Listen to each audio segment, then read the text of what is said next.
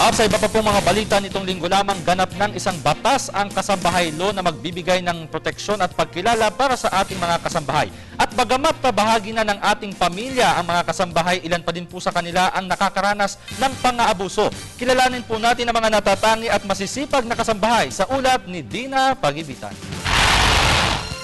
Hindi na nga lamang ang mga taong nakikipaglaban sa pamamagitan ng armas ang maituturing na bayani ng bayan. Marami na kasing uri ng kabayanihan. Isa na dito ang pagiging kasambahay. Sa paglipas ng panahon, lumalaki ang bilang ng mga kasambahay saan mang sulok ng mundo. Sa kabila nito, tumataas din ang bilang ng nakapanlulumong balita kaugnay ng pagsasamantala sa kanila. Kaya naman kailan lang ay naisabatas na ang Kasambahay Bill. Ngunit ano-ano nga ba ang magagawa nito upang proteksyonan ng ating mga kasambahay? 16 na taong gulang, tubong Catanduanes, pang-anim sa 10 magkakapatid, nakipagsapalaran si Bonita Baran sa Maynila bilang kasambahay upang makatulong sa mga magulang na magpaaral ng mga kapatid.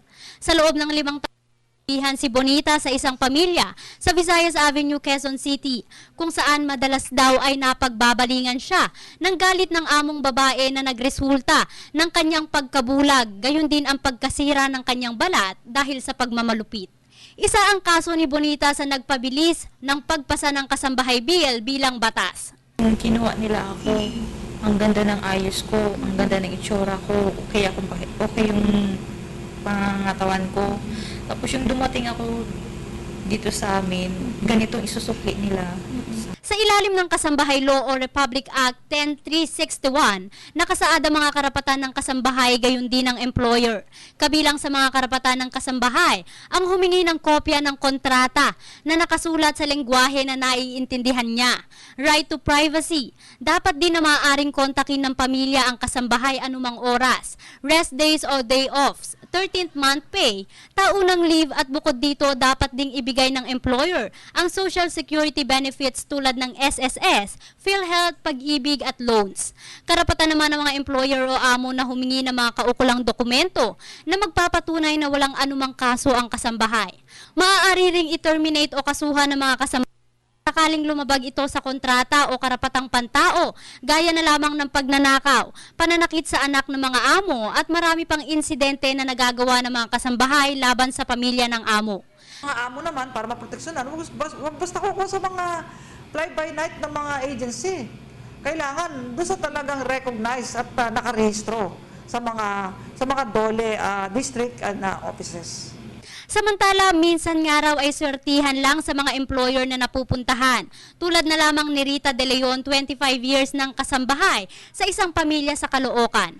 Ayon kay Rita, mababait ang amo at pamilya ang turing sa kanya, kaya naman hindi na niya naisip na umalis pa sa puder nito. Sila po, mga anak niya po sa akin, lahat sila po mababait kasi ako ho lahat yung nagpapalaki sa kanila eh.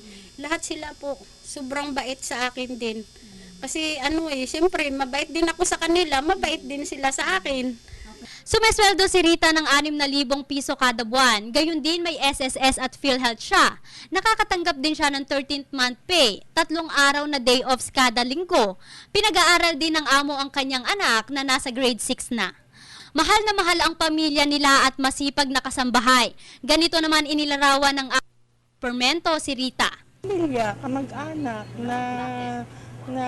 kasi siya yung pinagkakatiwalaan mo sa anak mo, pinagkakatiwalaan mo sa bahay mo. Siya lahat ang kumikilo sa bahay mo, kumbaga. Siya yung taong bahay na naggugwardya sa iyong bahay, sa iyong mga anak. Magiging malaking tulong daw sa mga kasambahay ang proteksyon at benepisyong ibibigay ng Kasambahay Law. Gayunman, ayon kay Attorney Persida Acosta, sapat ang nasabing batas upang mapangalagaan ang mga karapatan ng ating mga kasambahay. Dagdag pa niya, bumababa na ang bilang ng mga kasong natatanggap nila ukol sa pagsasamantalang nararanasan ng mga kasambahay mula nang maisabatas ang panukala. Ano man ang katayuan at propesyon natin sa buhay, pantay-pantay pa rin ang karapatan natin sa batas. Karapatang dapat promotekta sa bawat isa sa atin bilang mamamayan ng isang bayan at bilang mga kasambahay. Ang masasabi ko sa mga kasambahay, kapag sinasaktan na kayo, huwag kayong matakot na lumapit sa Public Attorney's Office na humingi ng tulong. Kailangan sipag para magtiwala naman yung amo nila. Para naman sa mas malawak na kaalaman ukol sa batas, maaari namang bisitahin ang website ng DOLE, ang www.dole.gov.ph. Para sa Telebisyon ng Bayan, ako si Dina Pagibitan.